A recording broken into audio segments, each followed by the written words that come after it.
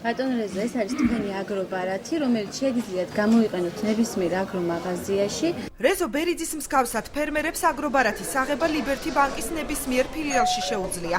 ბარათის აღების შემდეგ ფერმერმა მასზე დარიცხული ქულა უნდა გაააქტიუროს, რომლითაც სასურველი სასოფლო სამეურნეო პროდუქციის შეძენა იმ აგრომაღაზიაში შეუძლია, რომელიც საქართველოს სოფლის მეურნეობის სამინისტროშია რეგისტრირებული. ფერმერმა რეზო ბერიძემ აგრობარათი წელს პირველად აიღო. იგი ფიქრობს, რომ თანხა მცირეა და საკმარისი რაოდენობის სასუქის შესაძენად სამჯერ მეტი თანხა დასჭირდება. 1950 კვადრატულ მეტროზე მომიწია 50 ქულიანი აგრობარათი. რიგებში არ ვიყავით მაღაზია მოქმედებს.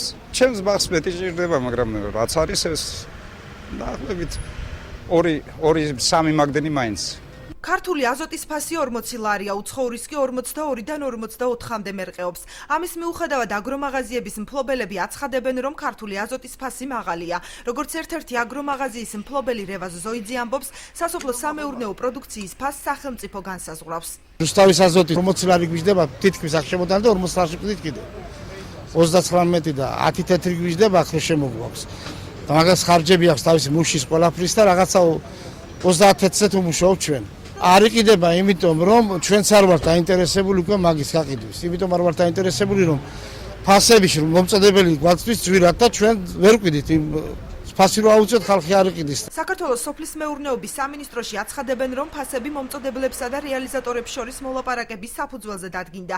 როგორც მცირემიწიან ფერმერთა 2014 წლის საგაზაფხულო სამუშაოების ხელშეწყობის პროექტის მენეჯერი დავით კიკნაძე აცხადებს, მისთვის უცნობი იყო ქართული პროდუქციის მიმართ ნაკლები ინტერესი.